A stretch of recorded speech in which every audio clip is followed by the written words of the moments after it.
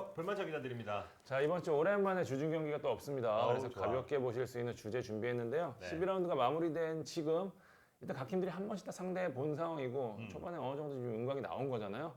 초반 리그에서 가장 빛난 베스트 11 저희가 좀 저희끼리 선정해 봤거든요. 네. 한 바퀴 돌 때마다 좀 할까 생각 중입니다. 이번 첫 바퀴를 지켜본 결과 여러분들의 생각은 어떠신지 밑에 댓글로 다시면 재밌을 것 같고요. 네. 자, 일단 포메이션부터 정해볼까요? 먼저 해주세요. 저는 3-4-3. 저도 3-4-3. 그럼 뭐야. 따라가야지. 자, 골키퍼부터 정하도록 하겠습니다. 네. 이견이 있을까 싶은데요. 저는 조현우로 하겠습니다. 예. 사실 울산이 초반 불안한 소비 속에서도 계속 승점을 쌓았던 거 역시 조현우가 아닌가 싶을 정도로 저희가 계속해서 지금 뭐 초반 리뷰 때마다 말씀을 드렸었는데 이제는 원숙기에 접어들었다는 생각이 들 정도로 안정감이 넘치고요. 뭐 골이다 싶은 거 막아내는 뭐 슈퍼 세이브는 물론이고 경기 운영, 뭐 약점이나 킥까지 좋아져서 킥이 좋아. 예, 이제는 저는 유럽에 가도 손색이 없는 골키퍼가 됐다. 물론 뭐 좋은 골키퍼 많은데요. 조현우가 넘사 아닐까라는 생각이 좀 듭니다.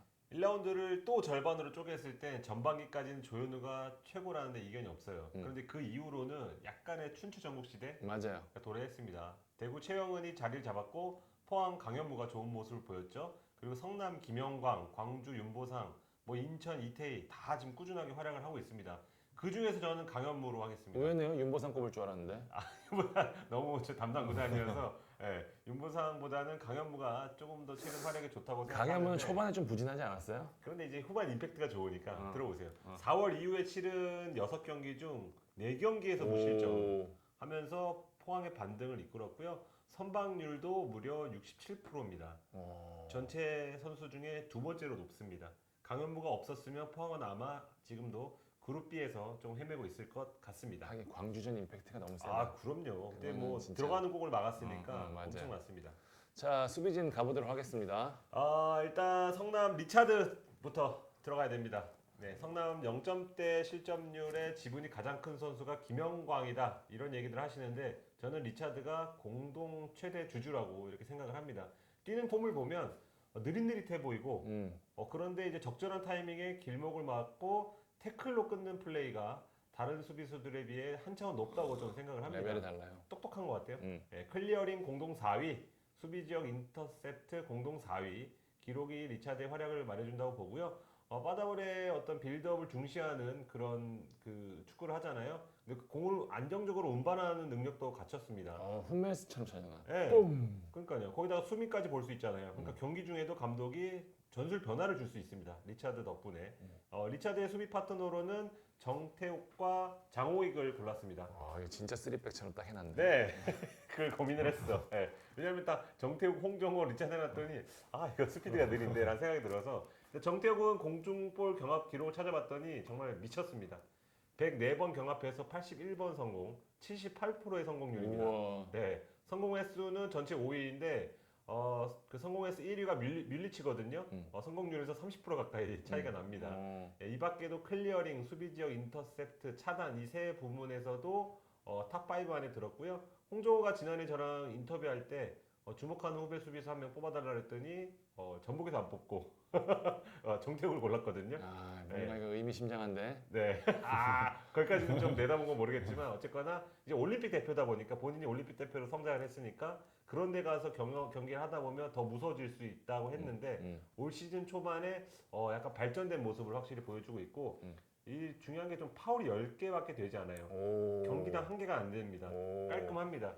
그래서 아마 잘 보시면 정태욱의 유니폼이 항상 조금 깨끗한 하늘색이었던 좀 어떤 얼핏 좀 생각이 납니다. 리오 퍼디낸드. 네, 약간 장호익은 제가 이 팀을 고를 때 어떤 3백이 좀 대세잖아요. 그러다 보니까 3백의 측면을 맡을 선수를 고민하다가 정훈, 뭐 이창용도 있고 뭐 3백은 아니지만 최보경도 활약이 좋았지만 최보백도 어렵죠. 네, 근데 3백의 측면을 맡을 선수 중에는 장호익이 좀 적절하다고 생각했습니다. 일단 빠른 발로 측면을 커버를 잘하죠.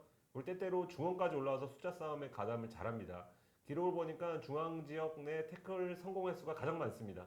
그러니까 수비 지역에서 공 차단 전체 1인데 중앙까지 나서서 거기서 공을 차단하고 다시 돌아와요.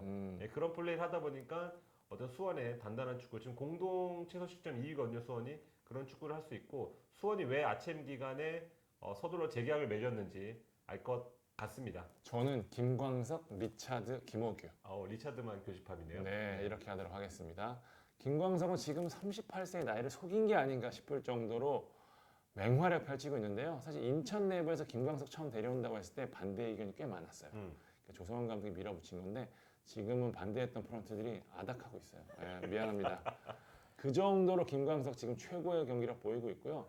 사실 3백에서는 좀 부진하다는 평가를 받은 김광석인데 지금 뭐 4백, 3백 가리지 않고 있고요. 뭐 특유의 조율 능력 여전하고 뭐 높이나 힘 모두 20대 선수들한테 밀리지 않고 있거든요.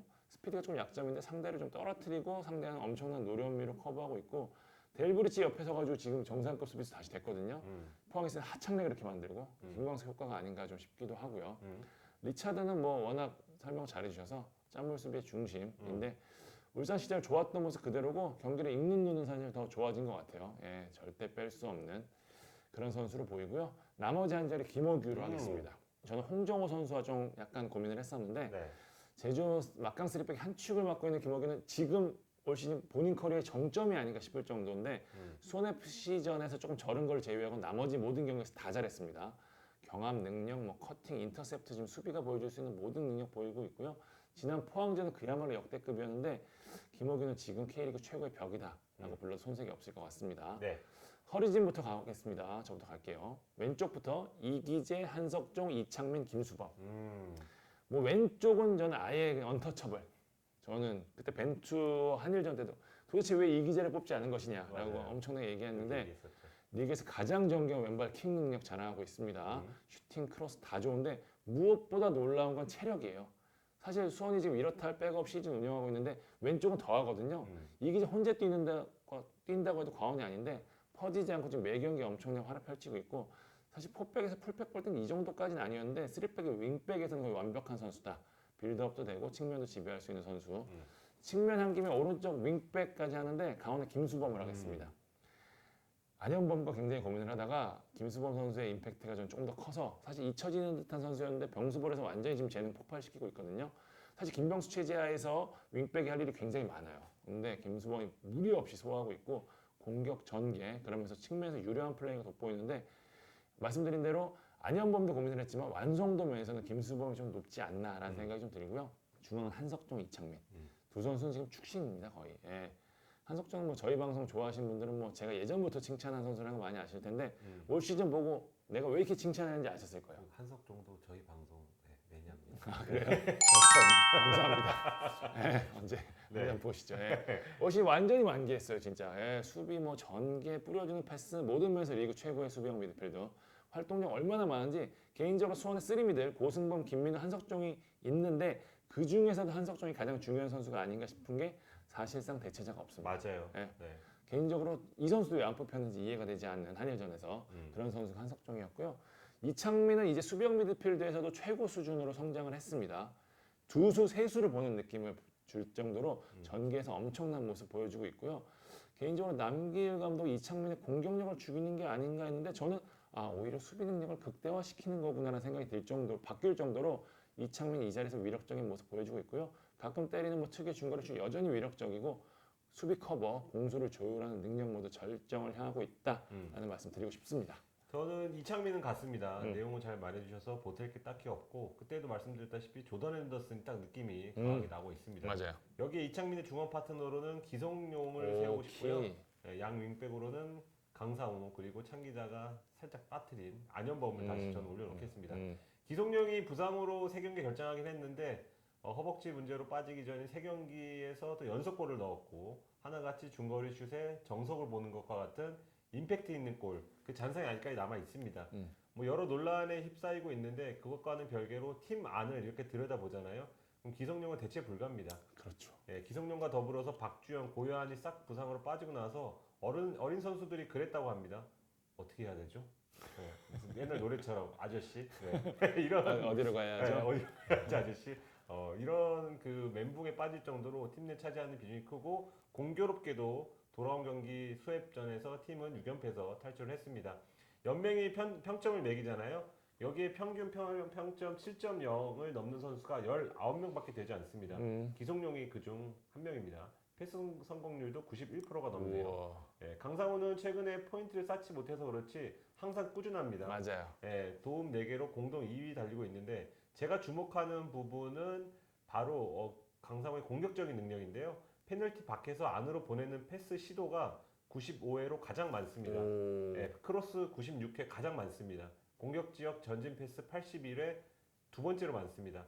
보면 열심히 오버래핑 나왔다가 그냥 맥빠지게 백패스하는 풀백들이 너무 많아요. K리그에. 너무 많아요. 네, 안 경기가 뺏기려고. 루즈해진 이유 중에 하나죠. 네, 왜냐면 뺏기면 혼나니까 옛날부터 그렇게 배워서 그런지 음. 안 뺏기려고 하는 플레이가 많은데 강상호는 일단 자신감이 있잖아요. 선수 자체가. 그냥 계속해서 시도해요. 뺏기든. 그러니까 성공률은 생각보다 안 높은데 계속해서 시도하다 보니까 그 과정에서 득점도 나오고 있습니다. 그러니까 강상호가 풀백에서도 잘한다면 안현범은 윙백 포지션에 최적화된 선수라고 생각이 됩니다. 굉장히 유니크한 선수. 네. 저는 리그에 안현범을 대체할 선수는 그 누구도 없다라고 단언합니다. 그러니까 특이해. 얼굴도 잘생겼는데 그 플레이가 뛰는 건 사실 좀 제가 볼 때 별로 멋이 없어요. 뛰는 폼은 이렇게. 고개를 약간 끄덕이면서 이렇게 뛰거든요. 진짜 빨라요. 근데 너무 빨라. 그리고 계속 뛰어. 계속 뛰어. 그러니까 공격 상황에서 반대쪽에서 정우재가 만약에 크로스 올리면 주민규나 아니면 공격형 미드필더가 거기 가 있어야죠. 근데 안현범이 박스 안에 왜 있어? 근데 맞아요. 항상 맞아요. 헤더하면 안현범이에요. 맞아요. 뭐 안 들어가서 그렇긴 하지만 네, 그 정도로 그러니까 끝까지 엔드라인까지 뛰는 윙백들이 많이 없어요. 예전에 뭐 마이콘이나 다니 알베스처럼. 근데 그 선수들처럼 끝까지 올라가서 마무리까지 하고 내려오는 그런 시원시원한 맛이 있다는 점에서 저는 그 안현범을 뽑았고요. 정우재도 저는 굉장히 잘하는 선수라고 생각되는데 아무래도 제주 선수가 조금 제 팀에 이선에 많다 보니까 좀 빠졌다는 점. 네, 양해. 아니 안현범은 알베스는 타입은 아니잖아요. 뭐 네. 만들어가지 않으니까. 옛날 까를로스? 카를로스. 그렇게 가야 될 것 같아요. 네, 알겠습니다. 네, 공격진 보도록 하겠습니다. 저는 외국인으로 싹 깔았습니다. 오. 바로 일류첸코, 뮬리치. 예, 최근에 만난 뭐 축구 잘 모르는 형이긴 한데 가끔씩 K리그 본다 그래요. 근데 바로 보더니 놀랬다고 합니다. 여러 가지 측면에서 놀랐다고 하는데 야 저렇게 쉽게 공차는 선수가 있었어 K리그에? EPL인데. 예, EPL 그러니까요. 그리고 야 뭐 저렇게 빨라 이런 거 두 가지 느꼈다고 하는데 제 생각과 크게 다르지 않습니다. 그러니까 바로가 로테이션으로 자주 나오다 보니까 약간 지금 활약에 묻힌 감이 있는데 나올 때마다 강한 임팩트 남깁니다. 지난 강원전에서도 공 스틸에서 쿠니모토의 역습골을 만들었던 것도 바로 오고 지금 141분당 1개의 포인트 기록하고 있거든요. 지난해보다 8분 더 빠릅니다.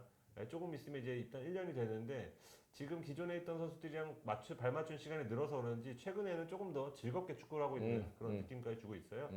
최전방에는 주민규도 조금 하고 싶었는데 그래도 일류첸코가 있어서 그럼요. 네. 부득이 뺄 수밖에 없었습니다. 유효 슛 11개로 7골을 만드는 괴력 발휘했고요. 최근 두세 경기에서 살짝 폼이 떨어진 모습 보였지만 워낙 성실한 선수고 축구밖에 모르기 때문에 저는 앞으로는 뭐 좀 다시 한번 반전을 할 가능성이 좀 높다고 보고 있습니다. 그리고 전체 슈팅 19개 중에 한 개 빼놓고 모두 박스 안에서 슈팅을 했더라고요. 그러니까 여러모로 주니오의 어떤 뒤를 이을 득점한 영순위로 손색이 없다고 생각됩니다. 오른쪽은 너무 많아요. 그러니까 송민규도 왼쪽이긴 한데 오른쪽으로 분류하면 김대원, 송민규, 나상호, 이동준, 한교원, 김인성 이렇게 토종 자원들이 그쪽 포지션에 좀 좋은 선수들이 많습니다. 양 측면에. 다 좌우로 뛸 수 있는 선수들이죠. 네. 근데 저는 베스트 라인업 뽑을 때 이 선수는 미안하지만 밀리치를 가장 먼저 적었습니다. 뮬리치 좋아해. 그냥 밀리치 적고 시작했어. 그 다음에 일리치 거 적고. 네.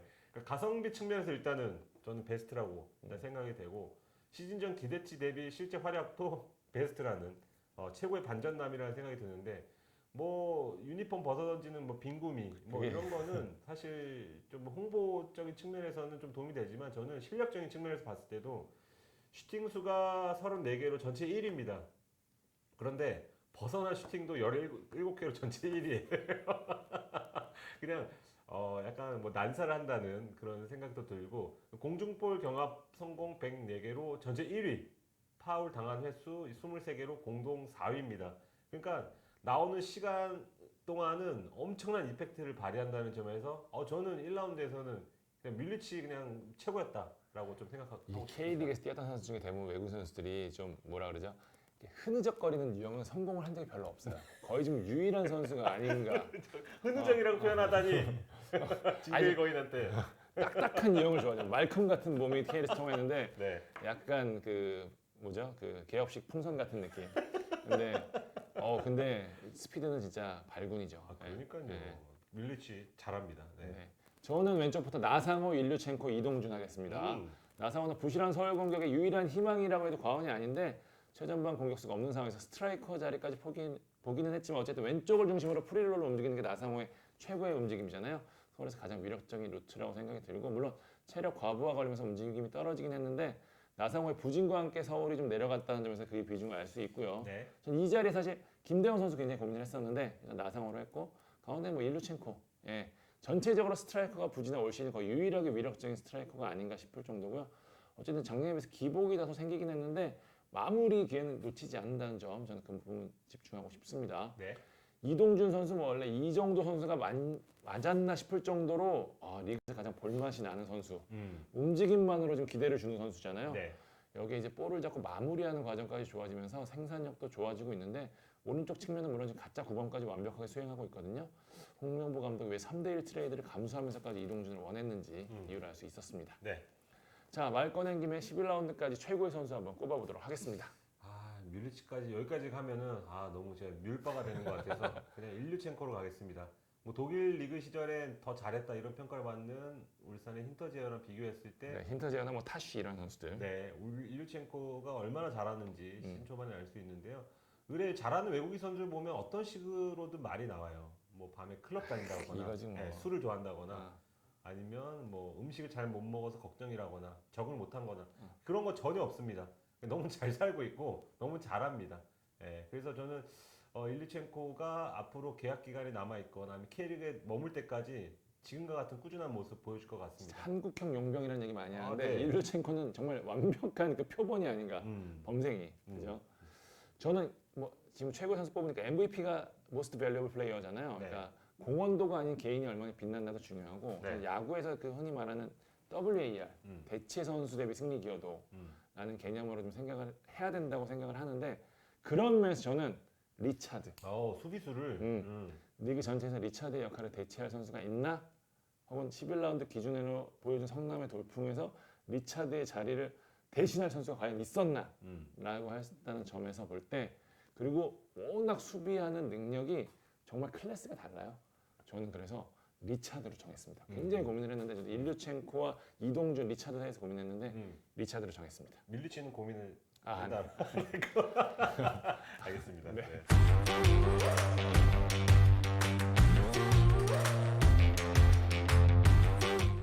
자, 재밌게 보셨는지 모르겠습니다. 여러분들 생각 댓글에 달아주시고요. 저희는 13라운드 프리뷰로 찾아뵙도록 하겠습니다. 지금까지 볼만찬 기자들이었습니다. 감사합니다.